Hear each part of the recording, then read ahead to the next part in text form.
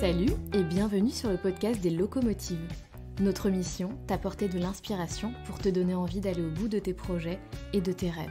Dans chaque épisode, tu entendras des femmes raconter leurs histoires, parcours atypiques, choix de vie audacieux ou encore les projets fous qu'elles ont réalisés.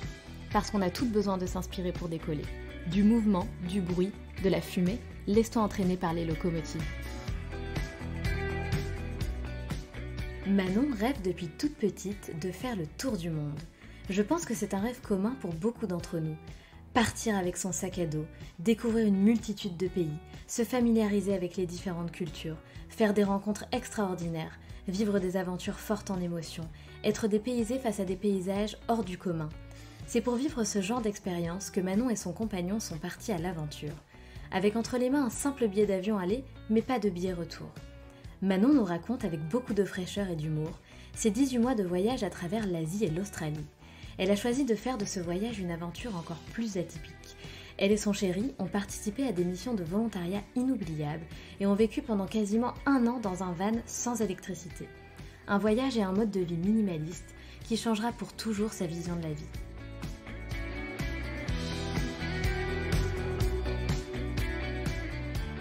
Salut Manon! Salut Sandra! Merci beaucoup d'avoir accepté d'être mon invitée aujourd'hui. Manon, est-ce que tu peux commencer par te présenter s'il te plaît? Alors oui, donc je suis Manon, j'ai 30 ans, j'habite à Metz et je reviens d'un voyage de 18 mois à travers l'Australie et à travers l'Asie en sac à dos. Génial, ça nous donne envie. Manon, j'ai hâte que tu nous racontes un petit peu ton parcours, ce que tu faisais avant de te lancer dans ce voyage un peu fou et pourquoi tu t'es lancée dans ce voyage. Alors pourquoi je me suis lancée? Je pense que depuis toute petite en fait, j'ai beaucoup voyagé avec mes parents. Donc j'ai eu la chance de voyager avec eux et ça m'a vraiment donné le goût du voyage. Et en fait, j'avais un peu cette idée de me dire, finalement, on est plus heureux ailleurs, entre guillemets. Et je me suis dit un jour, j'aimerais faire ce voyage, mais encore plus longtemps, une vraie aventure. Et je pense que j'ai gardé ça avec moi longtemps. Et ça a un peu orienté finalement mes études, parce que j'ai fait une école de commerce qui m'a permis de voyager. J'ai passé un semestre en Chine, j'ai passé un semestre aux États-Unis. Et ça a aussi orienté mon job qui a suivi parce que j'ai travaillé au Club Med. Donc j'étais saisonnière et je bossais du coup tous les 6 mois, je changeais en fait d'endroit. Et j'ai gardé du coup toujours cette envie de vivre la grande aventure pour de vrai, en dehors des études, en dehors du travail.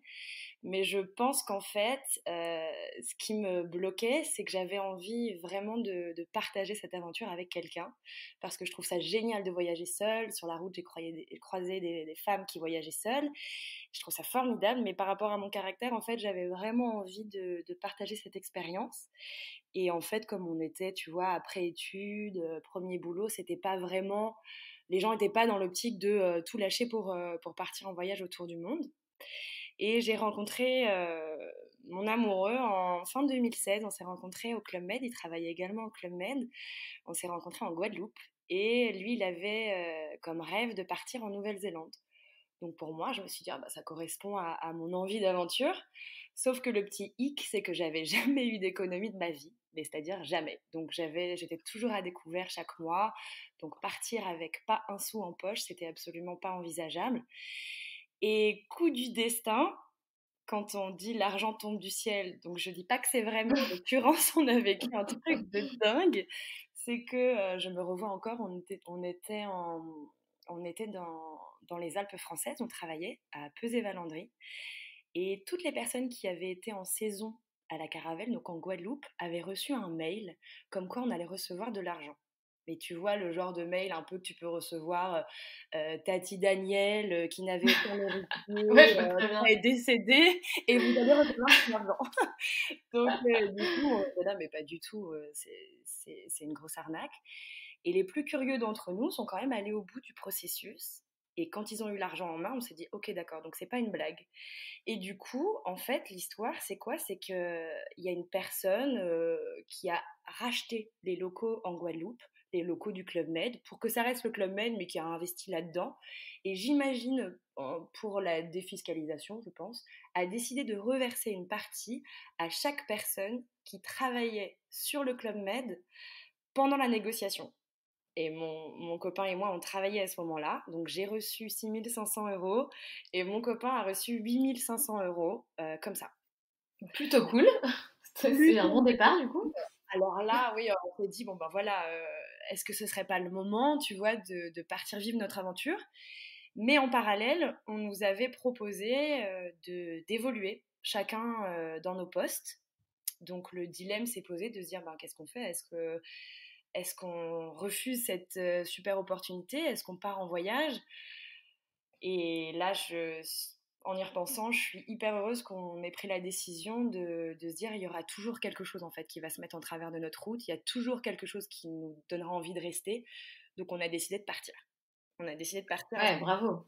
Et Oui, bravo pour ça, parce que c'est vrai hein, que j'ai quand même l'impression à chaque fois qu'on doit faire un choix de vie un peu important, et t'as toujours une autre option qui vient pile poil à ce ouais, moment-là, le truc que t'attendais depuis des mois, c'est toujours comme ça, quoi. c'est Voilà, il faut, exactement ça, Sandra. C'est un c'est- truc de fou. C'est ouais, je vois très bien ce que vous avez vécu, du coup. Pour cette prise de décision où tu te dis, je fais quoi le truc vient de tomber que j'attendais depuis toujours, et finalement, tu as pris la décision la plus risquée et celle qui vous faisait, j'imagine, le plus peur. exactement. Ça nous faisait peur dans le sens où on s'est dit, voilà, on évolue. On était fiers de pouvoir évoluer dans notre job. Et puis c'est surtout, c'est un peu comme ça qu'on est élevé toute notre vie, pouvoir, tu vois, gravir les échelons. Et que c'est ça finalement le plus important.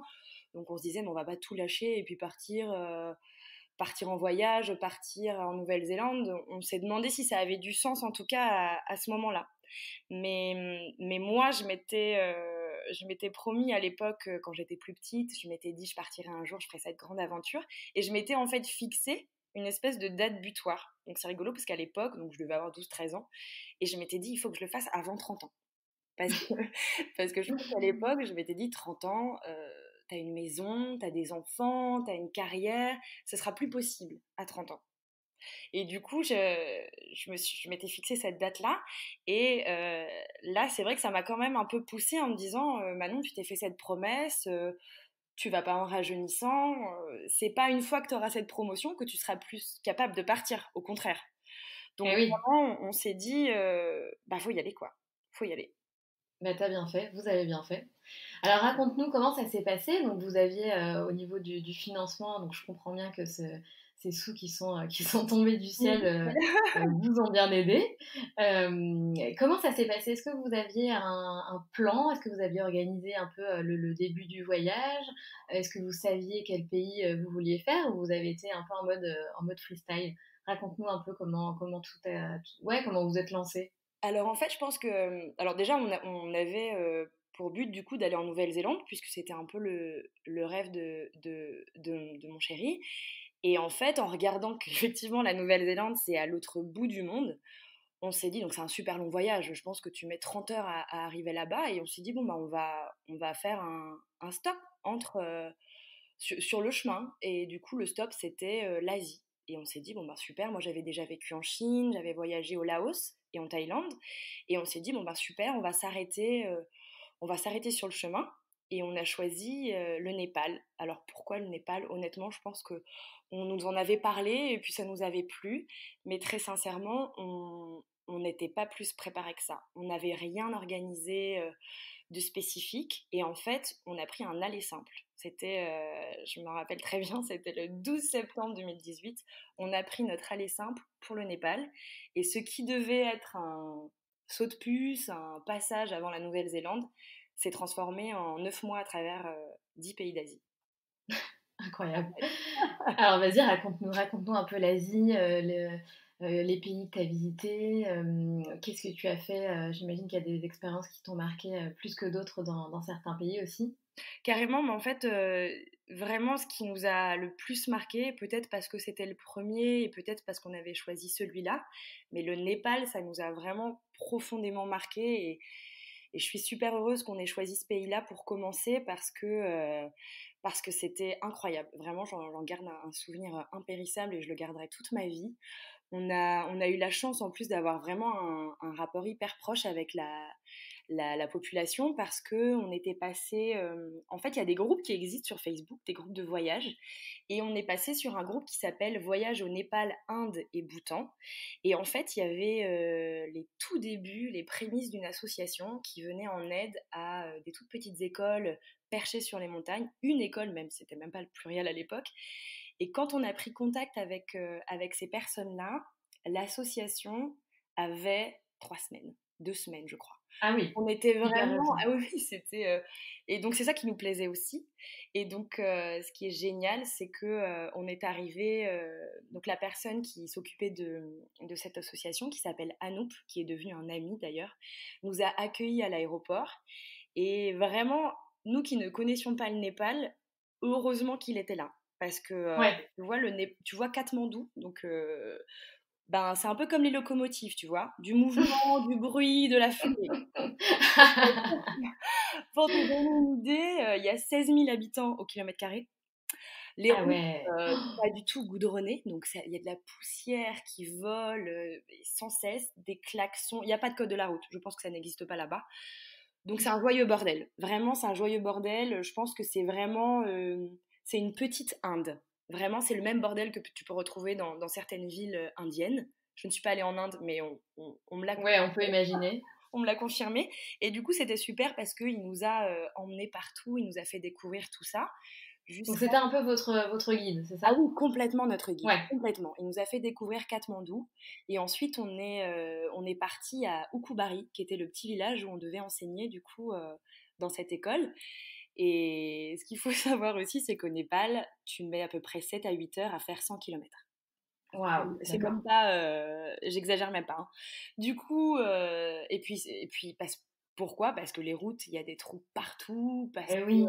il y a des embouteillages partout, les camions tombent en panne, ils peuvent rester des heures au même endroit et toi t'es derrière et puis tu vois c'est des routes de montagne donc tu peux absolument pas les doubler. Donc c'était déjà une rentrer dans le vif du Mission. sujet, quoi. Ah oui, c'était déjà la Ouais, mission avant même c'est d'arriver ça. avant même d'arriver. Et quand on est arrivé là-bas, donc on a mis, je pense, une dizaine d'heures à arriver dans ce petit village qui devait être à 150 km de la capitale. Vraiment perché dans les montagnes, tu vois, tellement perché que très honnêtement, pour se rendre à l'école de là où on logeait, parce qu'on logeait en fait chez la tante et l'oncle d'Anup, donc celui qui s'occupait de De ce l'association, fameux guide. de ce D'accord. fameux guide. Et pour se rendre à l'école, on avait mais une demi-heure de rando. Je vais même pas dire de marche, c'était de la Ah ouais, rando. Ah oui, c'est oui, génial ça. on devait. Alors, moi, je faisais 15 kilos de plus. Je t'assure que c'était pas facile pour moi de grimper. Vraiment, c'était de l'escalade, hein. Et puis, il fallait y aller le matin, il fallait revenir le soir. Donc, ça nous a bien gardé en forme, tout ça. Et on était logés du coup chez Mama et Majou, donc l'oncle et la tante d'Anouk. Et ça, pareil, c'est un souvenir de dingue parce que je la revois encore, tu vois, assise. Mama était assise sur son tout petit tabouret, mais qui devait faire 10 centimètres. C'était juste pour pas s'asseoir par terre, quoi. Et elle te cuisinait un repas. Je sais pas si ça te parle, le dal. Tu sais, c'est un plat avec... Pas du tout. Alors le dal, c'est un plat typiquement népalais, mais ils le font en Inde aussi. Tu sais, t'as une espèce de petite soupe de lentilles avec des petites patates, du riz. C'est vraiment, tu vois, t'as plein de petits plats différents. Mais elle te faisait ça à 9 heures du matin, par contre. Donc, il Pour fallait le petit-déj, et ouais. T'as un bon petit-déj. Et elle te cuisinait ça, mais sans électricité. Elle te prenait l'eau, tu vois, limite au ruisseau du coin. Et elle te cuisinait un truc de fou avec un petit feu de bois. Et puis voilà, quoi. Donc ça, c'était fou de pouvoir être autant, en fait, intégré dans leur vie quotidienne, quoi. Ça, c'était fou. Et puis... Ouais, c'est incroyable. Puis en plus, le premier pays que vous faites, vous allez direct dormir chez l'habitant, ça t'a mis direct dans le bain. Enfin, c'est... Ah oui, oui. Ah oui, en parlant de bain, la douche était aussi au fond du jardin dans Ah une bah oui, cabane avec le et feu puis eau d'eau froide. froide. Eh bah oui, évidemment. Donc du coup, ça change. Le changement était, pour le coup, voilà, on a commencé par le plus dépaysant, je pense très sincèrement. Ah Et, bah c'est sûr. Et puis, Et du coup, vous avez fait du bénévolat, c'est ça? Comment vous avez fait c'était prévu? C'est quelque chose que vous aviez envie de faire durant ce voyage? oui, Comment vous avez fait? vraiment, je pense qu'il y avait cette petite part. On se disait, en gros, c'est génial de voyager, mais si on peut en plus apporter quelque chose pendant qu'on fait ce voyage, ça nous tenait à cœur, en fait, de participer à ce genre de mission. Et on a vraiment, voilà, trouvé ça sur le groupe Facebook, cette petite asso qui se créait, qui se mettait en place. Et vraiment, c'était génial. Et tu vois, les deux pays que je retiens le plus en Asie, c'est celui-ci et la Birmanie, parce que justement, on avait ce rapport avec la population et on a eu cette immersion qui était totale, où on faisait pas que, tu vois, de la visite et voir des choses, c'est génial. Mais du coup, là, il y avait une vraie interaction, et ça, c'était super, parce que c'est ça qui vraiment te laisse des souvenirs de dingue, c'est ces Ouais, échanges-là, en fait, vraiment. évidemment.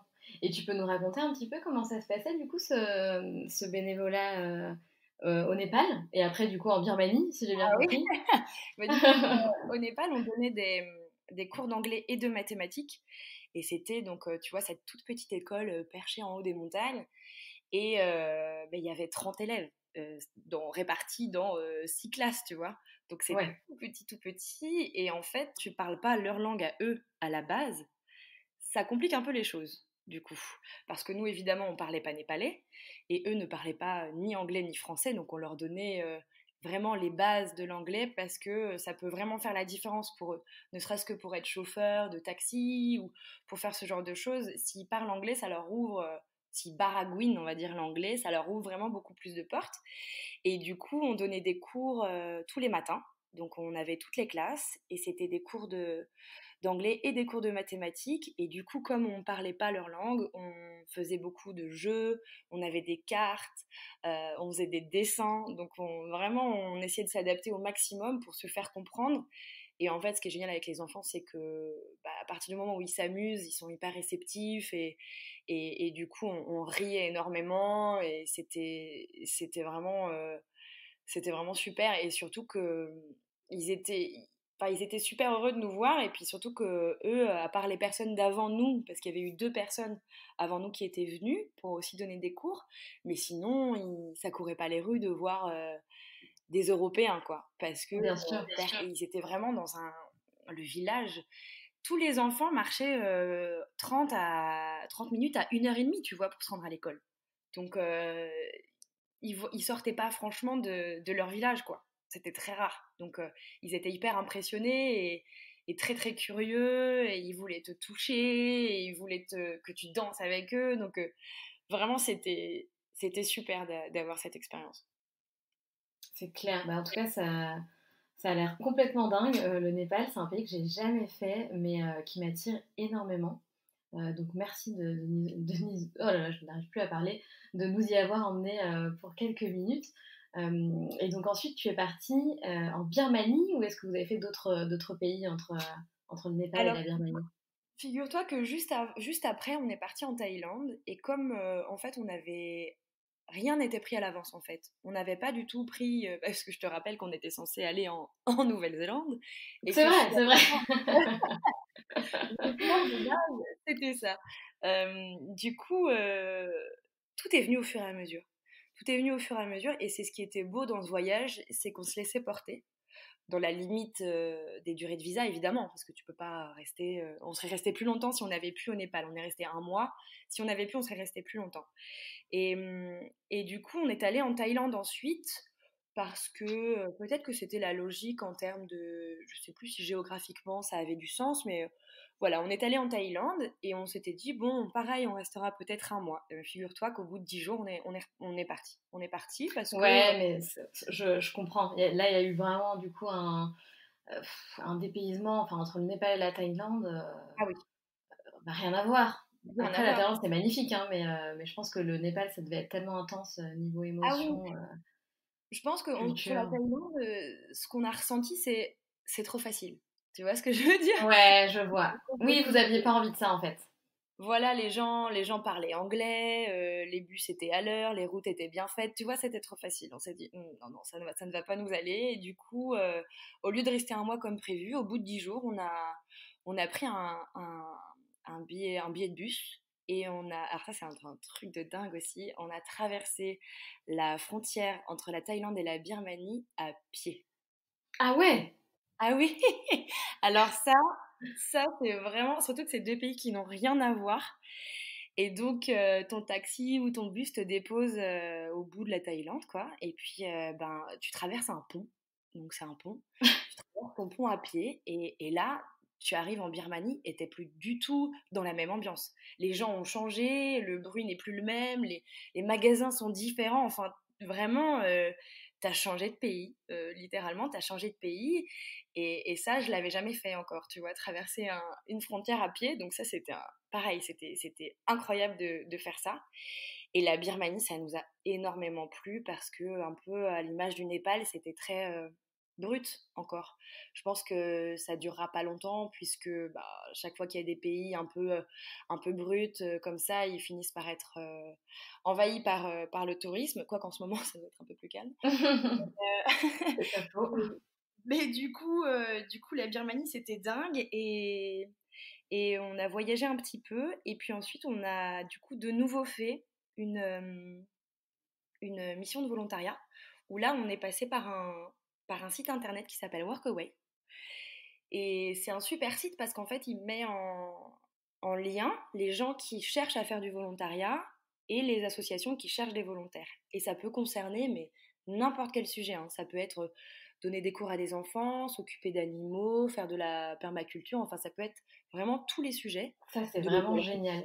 Ah oui, oui, tout même. Ouais, c'est bon à savoir. Je pense qu'il y en a plus d'un que ça va intéresser.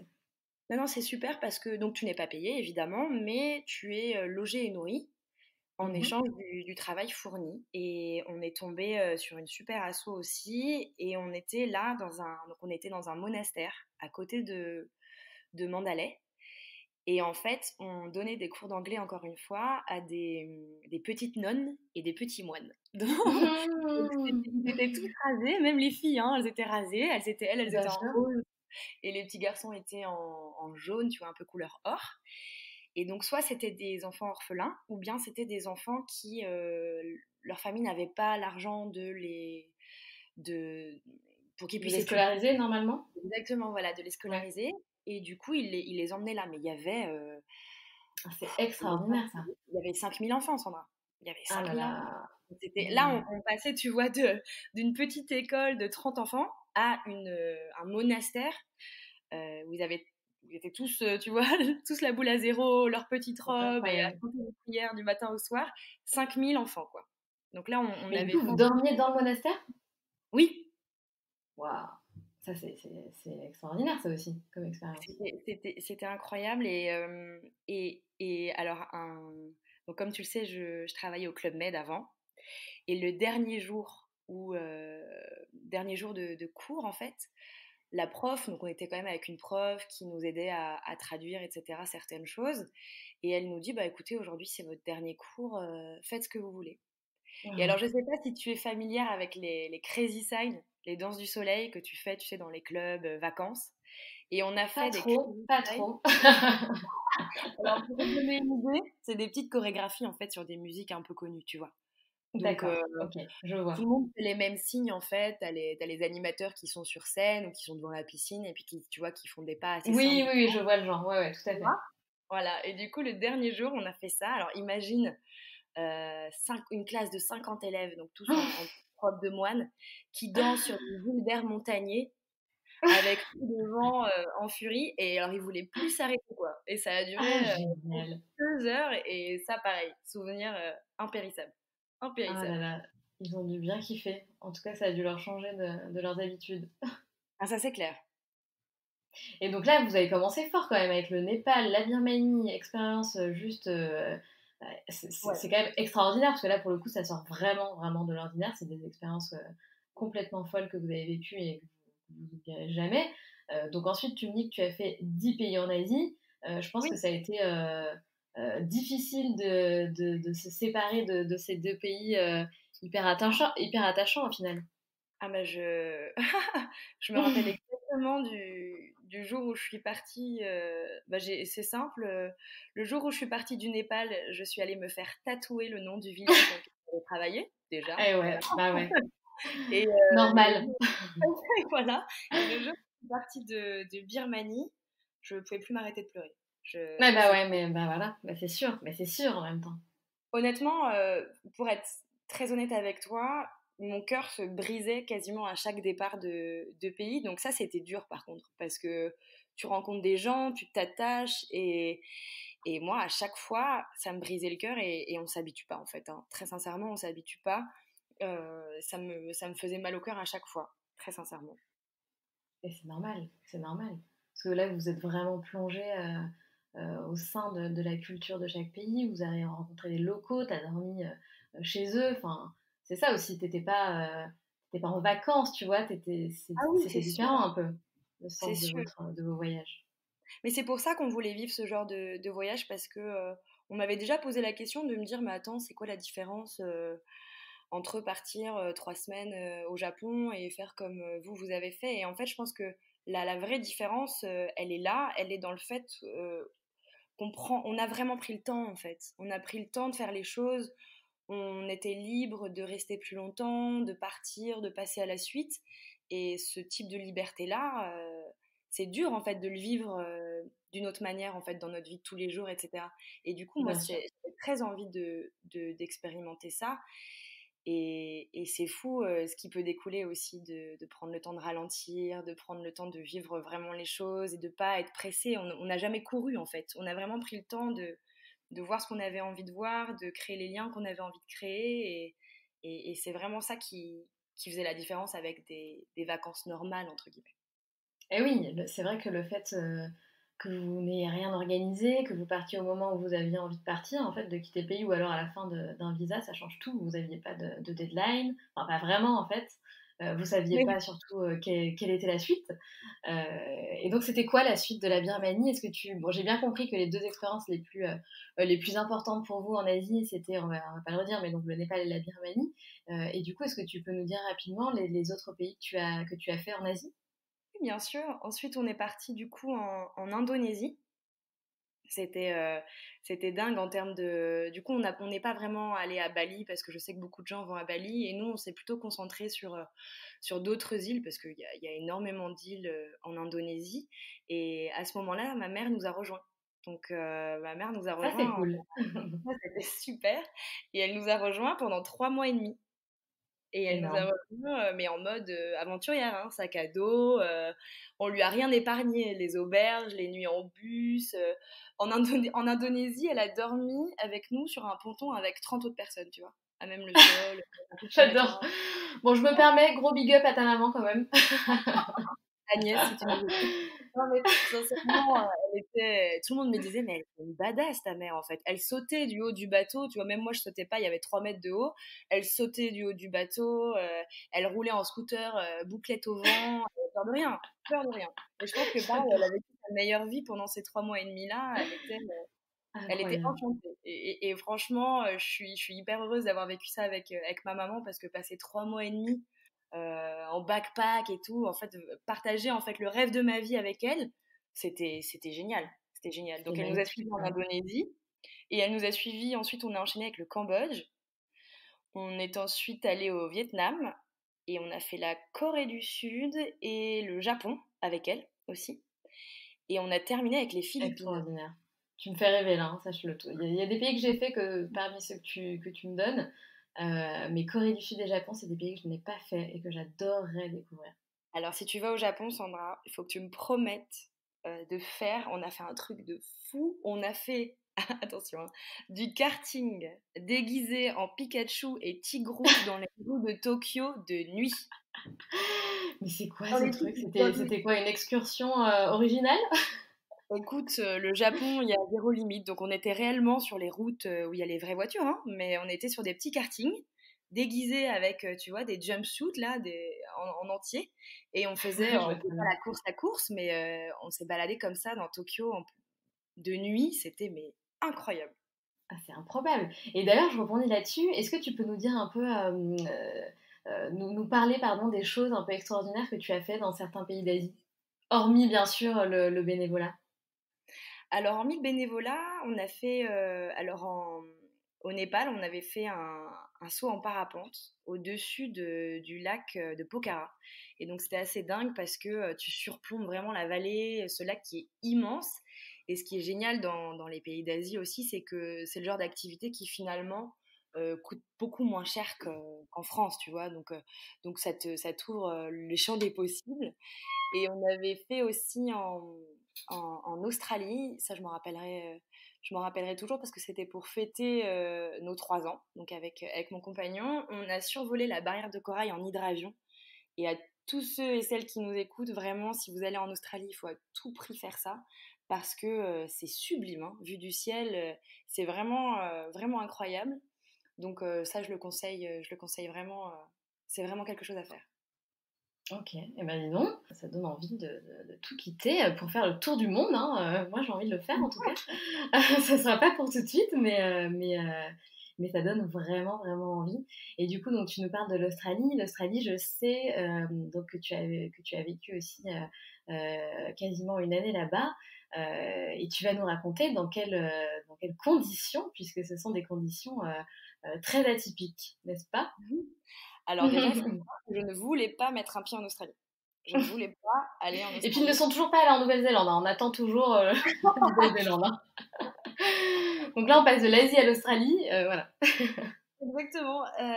Je pense que, alors déjà, évidemment, un voyage, ça coûte quand même de l'argent, hein, même si, alors je l'ai pas dit, mais on était partis chacun avec un peu moins de 10 000 € chacun. Et du coup, on a vécu très à l'aise pendant les 9 mois en Asie, même avec le Japon, même avec la Corée du Sud. Donc c'est tout à fait envisageable, hein. C'est le prix d'une voiture au final. Donc c'est vraiment à la portée de... Enfin, je pense que c'est envisageable. Et en fait, on est parti en Australie parce qu'on a rencontré des personnes en Indonésie sur le bateau qui nous ont dit, mais si vous voulez vous faire de l'argent, l'Australie, ça reste la meilleure option. Moi, je voulais pas y aller parce que je savais qu'on avait mauvaise réputation. Très honnêtement, je savais qu'on avait mauvaise réputation, nous les Français, en Australie. Et on a une réputation de voleurs. Ils appellent le French shopping, c'est le vol à l'étalage. C'est le terme qu'ils utilisent là-bas. Donc, Ah, je savais pas. ouais, ça met dans l'ambiance, hein. Ça Ouais, met dans c'est l'ambiance. drôle. Donc malheureusement, voilà, les gens qui sont venus avant nous bah, ont pas très bien préparé le terrain. Donc moi, j'avais pas envie, tu vois, d'aller dans un pays où on n'était pas forcément les bienvenus, tu vois. Ça me donnait pas envie, surtout après avoir voyagé en Asie où les gens étaient hyper accueillants dans la globalité. J'avais pas du tout envie d'aller là-bas. Mais le fait est que les bourses commençaient à se vider et il fallait faire de l'argent, quoi. Du coup, on est allé en Australie. Et vraiment, sans te mentir, la minute où j'ai posé le pied là-bas, je me suis sentie chez moi. Je ne saurais pas t'expliquer directement la bienveillance des gens, qui un peu à l'anglaise, tu sais, où tu cherches 2 secondes sur un plan, on vient te voir, vous voulez de l'aide, où est-ce que vous allez, etc. Et nous, on n'est pas Ouais, habitués à j'adore. ça, tu vois, en France. C'est pour ça qu'on a mauvaise réputation, c'est que si tu vas à Paris, tu peux regarder des heures ton plan, il n'y a personne qui va venir t'aider, tu vois ce que je veux dire? Je vois très bien, ouais. Et du coup, on n'est pas habitué à cette bienveillance-là. Et du coup, on s'est super bien senti là-bas. Et, euh, et en fait, au lieu de rester, moi j'avais dit ok, très bien, on va en Australie, mais on reste 4 mois maximum, on bosse 2 jours comme de nuit, je veux rien visiter, et puis on passe à la suite, à la Nouvelle-Zélande donc. Et La fameuse. la fameuse. Et puis bah, finalement, comme tu le sais, on est resté quasiment 1 an en Australie et on a même eu du mal à la quitter. Et effectivement, quand tu parles de vie, de conditions de vie atypiques, comme on voulait gagner de l'argent, mais surtout ne pas en dépenser, on a décidé de tester la vie en van. Alors ça, j'adore. Vraiment, j'adore. Ça me fait rêver. Et une question que je voulais te poser, comment vous avez trouvé ce van? Après, tu vas nous raconter comment vous avez vécu exactement, mais est-ce que c'est quelque chose qui se fait beaucoup en Australie et du coup, tu as beaucoup de personnes qui vendent des vannes et ça tourne en fait? Comment vous avez trouvé ce van? Alors carrément, c'est vraiment quelque chose de hyper commun en Australie. Tout le monde, alors beaucoup vivent en van, déjà parce que le pays est vraiment bien fait pour ça, dans le sens où il y a beaucoup, tu trouves des douches et des toilettes partout, il y a plein d'endroits où tu peux te poser, donc c'est vraiment fait pour ça. Et du coup, il y a énormément de vannes en vente, donc on n'a pas eu, on a vraiment trouvé quasiment tout de suite en fait. On est arrivé à Melbourne Ouais. on a regardé les petites annonces, du coup, un peu comme Le Bon Coin, mais ça s'appelle autrement, ça s'appelle Gumtree. Ah Et, oui, ouais. et on a Je vois. regardé, et moi, alors, je vois la photo de ce van jaune fluo, et là, je me dis, Parfait. tu sais, vraiment le petit coup de foudre où je me dis, ah non, non, non, il faut qu'on aille voir ce van, je savais déjà que je le voulais, en fait. Et il était complètement hors budget. Donc j'avais le responsable des finances qui me disait non, non, non, c'est beaucoup trop cher parce que il était à 8 500 $. Ah ouais! Alors attention, un C'est un dollar australien. sacré Donc, budget. oui, mais alors en euros, ça fait un peu moins de 5 000 €. D'accord, ok. Donc on redescend. Mais effectivement, il y avait des On vannes. descend, ouais. La plupart des vannes étaient moitié moins chères que ça. Donc il était Mais c'est effectivement. ça, j'allais te dire, comme c'est quelque chose que tu trouves beaucoup là-bas, je pense que tu peux en trouver des vraiment, vraiment cheap. Ah oui, complètement. Et en fait, c'est le deuxième van qu'on a vu. On en avait vu un premier où, si tu veux, le matelas était très proche du plafond. Et moi, mon cher et tendre fait 2 mètres de haut, donc c'était juste pas Ah possible. oui! Oui, Non, il est sacrément grand. et là-bas, Dis donc. c'est pas le modèle voyage. Du coup, c'est compliqué pour les avions, c'est compliqué pour les Et bus, ouais! pour tout. D'accord. Et du coup, c'était le premier van qu'on a vu et on s'est dit non, bah ça, on va pas, d'accord pour vivre un peu à la route, mais on va quand même essayer de chercher un minimum de confort, tu vois, dans ce qui va être notre maison, quoi. Et donc, on a vu ce gros van jaune en deuxième. Et alors, moi, j'ai craqué tout de suite. J'ai craqué tout de suite. Mais par contre, première question en rentrant, c'est dans le van. Donc déjà, c'est quand même assez petit. Ça reste une voiture, quoi. Hein. Donc, je suis rentrée dans le van. Tu peux pas te mettre debout, évidemment. Et bah, il n'y avait pas l'électricité, quoi. Donc, ils nous disent non, mais vous inquiétez pas. Vous pouvez poser des panneaux solaires. Là, vous avez la place pour mettre la batterie. Voilà. Ok. Moi, j'y connaissais rien, j'avais jamais fait de camping de ma vie, Sandra. Donc, tu vois, moi, le truc de dire, mais je dis, mais attends, mais presque, je demandais où étaient les toilettes, tu vois. Donc, rien. Il y avait rien, il y avait un lit, et puis voilà, et du rangement, et puis c'est tout. Et en fait, figure-toi que j'ai eu gain de cause, évidemment. Hein. On a acheté ce van, Tu as eu le van jaune. et super décision parce que, franchement, elle, parce que c'est une fille, hein, tu sais, en Australie, on donne des noms aux vannes. Donc, elle avait Ah non, déjà je un savais pas. prénom. Ah si, si, il y a des prénoms. Tout le monde donne un prénom à son van aménagé. Bon, c'est un peu. Voilà, C'est c'est une tradition. drôle. C'est rigolo, hein. Et du coup, Ouais, alors très original, nous, ils l'avaient appelé. C'est eux qui l'avaient aménagé. Ils avaient aménagé de A à Z, en fait. Donc, on était les deuxièmes propriétaires. Et d'accord. comme elle était jaune, ils l'ont appelée Banana. Tu vas me dire hyper original. Donc nous, on l'appelait Nana, tu vois, histoire de pas... Voilà, on l'appelait Nana. Et un peu comme les chiens, moi, je voulais pas changer son nom. Donc du coup, on a laissé ça. Et écoute, elle nous a bien rendu service. On a vraiment quasiment eu aucun problème technique. Donc, tu vois, l'intuition était bonne. Et on n'a jamais mis l'électricité, tu vois, pour te dire. On n'a jamais installé l'électricité. On a vécu sans électricité, donc sans frigo, sans frigo, sans toilette, sans douche. On a vécu comme ça pendant un an. Et ça, c'est quand même hyper extrême, quoi. Tu vois, je vois très bien vivre dans un van, à la route, ok, mais sans électricité, franchement, c'est quand même un chapeau, quoi. C'est pas rien. Ben, en fait, honnêtement, c'est vraiment une question d'organisation. Et pour info, je précise qu'on se lavait tous les jours. Hein. Je veux pas qu'il y ait de malentendus. Ah C'est non, pas... mais vous faites comme vous voulez, hein. Non, non, vraiment, on se lavait tous les jours. Et comme je t'ai dit, en fait, l'Australie est hyper bien faite pour ça. C'est que dans toutes les stations-service, tu peux prendre ta douche si tu mets de l'essence. Les piscines ont des forfaits douches. Donc, dans toutes les petites bourgades, tu peux aller à la piscine et dire ben, je viens prendre ma douche.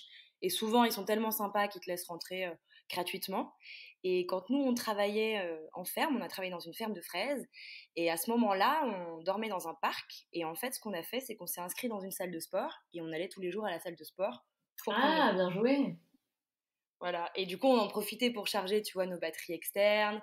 On en profitait pour mettre tout à charger, en fait, pour avoir l'électricité, pour avoir tous nos mobiles, notre tablette, tout ça, pour que ce soit chargé, quoi. Ou tu as l'option des petits cafés aussi, où tu vas te poser, tu mets tout à charger.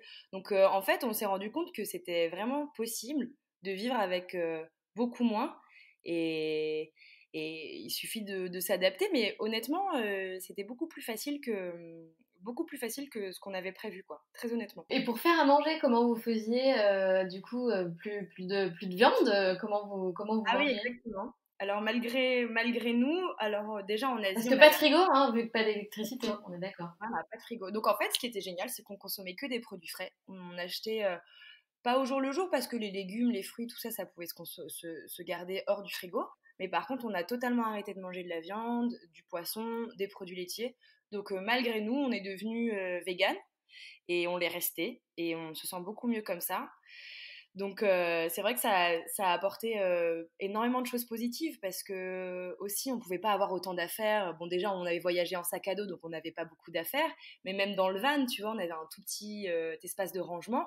Donc quand tu as moins de choses, tu réfléchis moins et ça te prend moins la tête en fait. Donc on était débarrassé un peu de toutes ces choses un peu superflues et du coup on vivait beaucoup mieux comme ça, très honnêtement. On est resté aussi du coup minimaliste grâce à cette Et expérience. oui, sujet que j'adore, le minimalisme.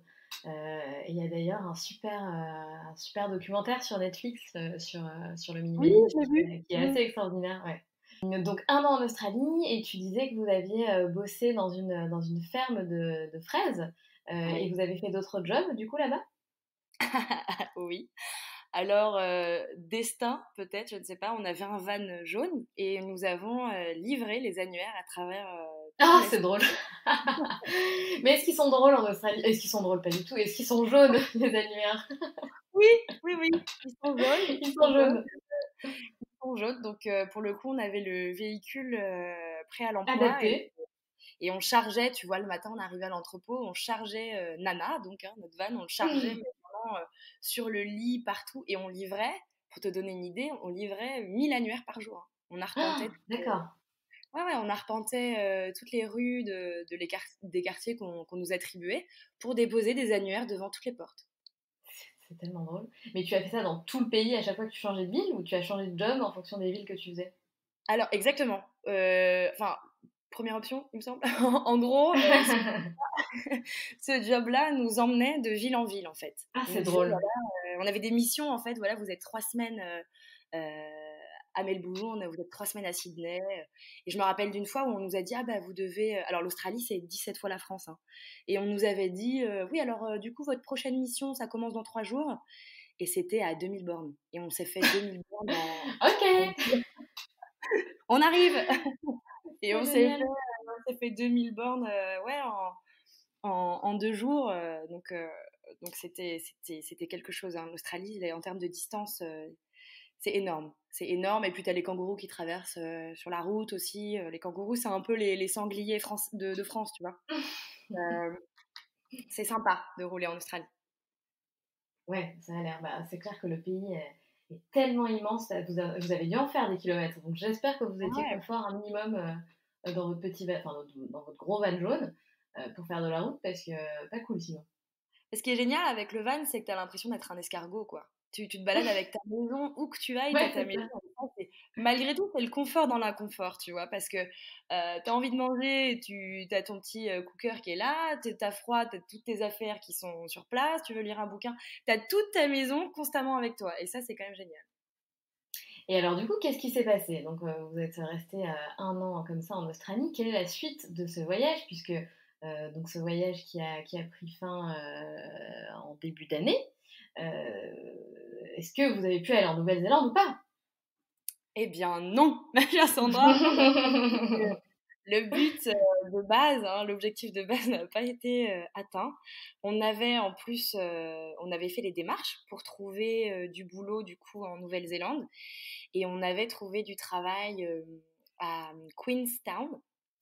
Queenstown qui est une ville en fait près d'un immense lac, mais qui est aussi une station de ski. Donc l'hiver, tu vas skier là-bas en fait en Nouvelle-Zélande. Et c'est vraiment, tu vois, the place to be en Nouvelle-Zélande parce qu'il y a toutes les activités géniales que tu peux faire dans ce pays, c'est là-bas. Et Alex, mon compagnon, lui, il avait une formation dans le ski, donc c'était pour, tu vois, s'occuper d'un magasin de ski. Et moi, j'allais travailler dans un hôtel.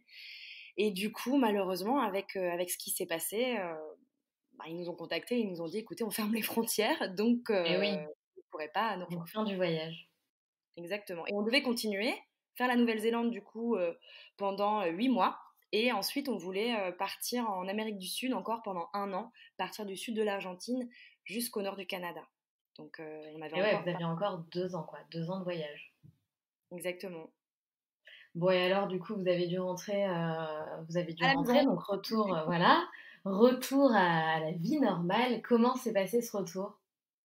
Alors tu m'aurais posé la question il y a 2 3 semaines, je pense que la réponse aurait été différente. Je pense que le retour en lui-même s'est hyper bien passé dans le sens où quand tu vis quelque chose comme ça, une pandémie mondiale, t'as qu'une envie, c'est malgré tout d'être dans ton pays avec tes proches. Donc on est très content d'avoir pu rentrer dans les conditions dans lesquelles on est rentré parce que c'était la panique totale hein, en Australie. Bien sûr, bien sûr. Tous les Français, les gouvernements pressaient tout le monde de rentrer, vite il faut rentrer, vous allez rester coincés.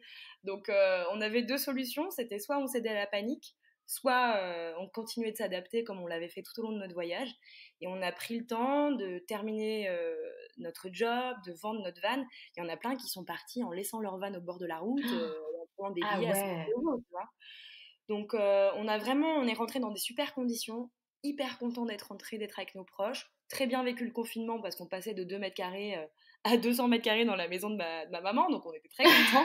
Cool, ouais, carrément. Très cool. Mais là, maintenant qu'on est un peu repris, entre guillemets, la routine, l'aventure nous manque. Très honnêtement, Sandra, l'aventure nous manque et on a hâte de repartir parce qu'on va repartir. Et d'ailleurs, alors, il y a 2 choses que j'aimerais savoir. Quels sont, vos futurs projets en termes de voyage? Parce que si je comprends bien, vous comptez bien repartir et puis probablement terminer ce que vous avez commencé. Et deuxième chose, qu'est-ce que ça a changé chez toi, au niveau professionnel? J'imagine que tu t'es remis un peu, tous les 2 d'ailleurs, mais j'imagine que tu t'es remis, en question. Donc, où est-ce que tu en es aujourd'hui? Alors, pour la suite des projets, c'est vrai que autant la routine, voilà, c'est une chose, mais j'ai besoin d'avoir, tu vois, comme tu dis, un projet qui correspond à cette partie un peu aventure. Et du coup, on est à la recherche d'un minibus ou d'une ancienne ambulance, d'un véhicule qu'on pourrait aménager nous de A à Z pour, du coup, comme les conditions sont un peu particulières et qu'on ne sait pas quand est-ce qu'on pourra repartir à l'étranger, on aimerait visiter notre beau pays qu'est la France. Et on a très envie de découvrir la France comme on découvre un pays quand on part à l'étranger, parce qu'on se rend compte qu'on ne connaît pas tant que ça. Donc on a envie d'aménager un van de A à Z et d'aller, tu vois, partir de Normandie et de descendre toute la côte ouest sur, Et ouais, c'est sur plusieurs magnifique mois. en plus. Ah ouais, non, mais on a Mais trop envie la de faire ça. France est magnifique en fait, de Ah toute oui, façon. c'est sublime. En plus, sur aussi peu de surface, quoi. C'est hyper beau. C'est Donc clair. on a envie de faire ça. Et moi, du coup, j'ai profité en fait de cette situation un peu particulière pour étudier un sujet qui me passionne vraiment, que j'ai découvert pendant mon voyage. Et du coup, je fais une formation pour devenir coach professionnel, donc coach de vie ou coach en développement personnel. Que tu pourras Voilà. faire du coup de n'importe quel pays du monde. Exactement, Mmh. exactement, c'est ça C'est l'idée. l'avantage aussi. Et oui, tout à fait. Et ben dis donc, magnifique, enfin magnifique, c'est super chouette tout ce que tu viens de nous raconter et surtout on a la chance de pouvoir t'écouter. J'avais fait avant de lancer, les locomotives pour te dire, un petit sondage que j'avais envoyé et plusieurs femmes, plusieurs dizaines de femmes avaient répondu et un des rêves et un des projets qui revient souvent, c'est souvent de faire, le tour du monde ou en tout cas de visiter plusieurs pays. Donc c'est hyper enrichissant de t'écouter, de voir comment tu l'as vécu parce qu'en fait, il y a plusieurs manières de partir, hein, d'organiser. Soit on part un peu en freestyle, soit on l'organise. On peut partir avec un petit financement, ça pose pas de problème puisqu'on peut éventuellement travailler là-bas. On peut faire du bénévolat aussi pour rajouter encore plus d'expérience à ce voyage. Donc merci vraiment Manon pour d'avoir partagé tout ça avec nous. Et pour finir, tu connais le rituel puisque je sais que tu écoutes tous nos épisodes. Alors, le petit rituel de fin, voilà. Est-ce que tu aurais une phrase à nous donner qui te guide dans la vie ou un conseil que tu aimerais partager avec nous? Carrément. Écoute, on l'a dit beaucoup dans les podcasts précédents, mais peut-être que si je le répète, ça va vraiment s'ancrer dans les esprits des auditrices et des auditeurs. Mais tout est possible, ça c'est vrai.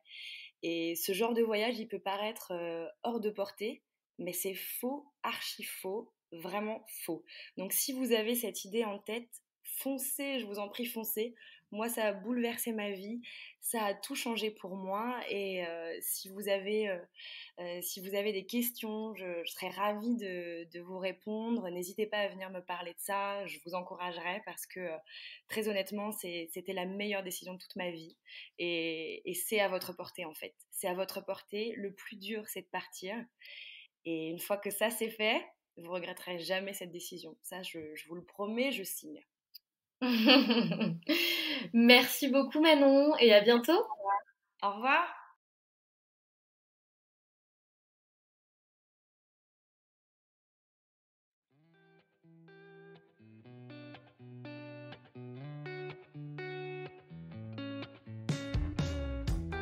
Si tu as aimé cet épisode, je t'invite à nous suivre sur notre compte Instagram. Si cela t'intéresse, tu peux aussi rejoindre le groupe d'entraide à la réalisation de projets sur Facebook qui s'intitule les Locomotives Group. Et pour finir, si tu le souhaites, tu peux également me laisser un commentaire et 5 étoiles sur l'application Apple Podcast, ce qui m'aiderait fortement à donner de la visibilité au podcast et à le faire connaître. Merci beaucoup et à la semaine prochaine!